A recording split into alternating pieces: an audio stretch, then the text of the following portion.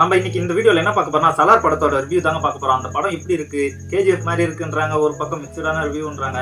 நான் பார்த்த வரைக்கும் எனக்கு எப்படி ஃபீல் ஆச்சுன்னு தாங்க நான் என்னோட கருத்தை உங்களுக்கு ஷேர் பண்ண போறேன். நான் இதுல டிசப்பாயின்மெண்ட் எல்லாம் பண்ண மாட்டேன். நிச்சயமா இந்த வீடியோ பாருங்க. அதாவது சலார் படம் பிரசாந்த் டைரக்ஷன்ல ரொம்பவே எதிர்பார்க்கும் மத்தியில வந்தது. அதுவும் பிரபாஸ் கம்பேக்கான படமா இருக்கும்னு எல்லாருமே நினைச்சு பார்த்தாங்க. அது மாதிரி படமும் 3 மணி நேரமான படம். இது மட்டும் இல்லாம இப்ப படத்தோட கதைக்கு போயிடலாம். கதைன்னு பாத்தீங்கன்னா வச்சுக்கோங்களேன், ஒரு காஞ்சாரா இந்தியாவில இருந்து தனித்து பிரிக்கப்பட்ட ஒரு நாடுன்னு சொல்லணும். அந்த நாட்டை ஒரு 3 மன்னர் வகையார சேர்ந்து ஆண்டுட்டு வராங்க. அதுல அந்த மன்னரோட ரெண்டாவதோட பொண்டாட்டியோட பையன் தான் பிருத்திவிராஜ். இவங்களுக்கும் இன்னொரு கேங்கோட இதுக்கும் அந்த சாம்ராஜ்யத்தை யார் பிடிக்கணும் அப்படின்னு சண்டை.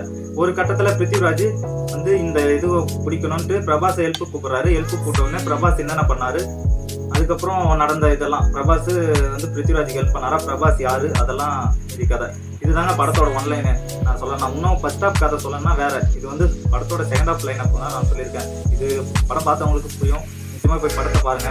அதே மாதிரி இந்த படத்துல இருக்க பிளஸ் மைனஸ்ன்னு சொல்லிடுவாங்க. அது எனக்கு பார்த்த வரலாம். பிளஸ்ன்னு பார்த்தீங்கன்னா மேக்கிங் தாங்க சொல்லுவேன். கேஜிஎஃப் 2ல வர மாதிரி படத்தோட மேக்கிங், அதே மாதிரி ஸ்க்ரீன் பிளே எல்லாம் அசைக்கிறாங்கன்னு சொல்லலாம். எந்த இடத்துலையுமே இதுவாகல, ஃபிளாக் அந்த மாதிரிலாம் அசைச்சிங்க எதுவும் இல்லை. அதே மாதிரி பார்த்தீங்கன்னா படத்துக்கு பிளஸ்னா ஆக்டிங், கேஸ்டிங் தாங்க சொல்லுவேன். இதுல கேஸ்டிங்ல ஒரே ஒருத்தன் சுதிகாசனை தப்பு வேற யாராவது போட்டிருக்காங்க. எனக்கு ஃபீல் ஆயிடுச்சு. மற்றபடி பார்த்தீங்கன்னா மீதி எல்லாருமே நல்லா தான் இருந்துச்சு. அதுக்கப்புறம் பார்த்தீங்கன்னா படத்தோட பிஜிஎம் சொல்லுவேன். பிஜிஎம் கொஞ்சம் நல்லா இருந்தது. அதெல்லாம் ஓரளவு ஓகே. அது மாதிரி விஷுவல் பீட்டு, ஆக்ஷன் சீக்வன்ஸ் எல்லாம் வேற லெவலில் எடுத்திருந்தாங்க. ஹாலிவுட் ரேஞ்சிலே எடுத்திருந்தாங்க சொல்லலாம். பிரசாந்த் ஸ்க்ரீன் பிளே வச்சுக்க முடியாது, இந்த மாதிரி இருந்தது.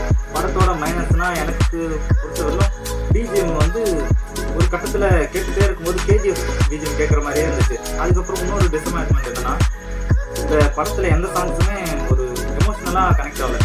கேஜிஎஃப்லாம் பார்த்துக்கிட்டிங்கன்னா அதெல்லாம் எமோஷ்னலாக அந்த சாங் நம்மளோடய கனெக்ட் ஆகிருக்கிற மாதிரி இருக்கும். அப்போ பார்த்தீங்கன்னா இந்த படத்தில் எந்த சாங்குமே கனெக்ட் ஆகிறது மாதிரி தான் எனக்கு பர்சனலாக இருந்துச்சு.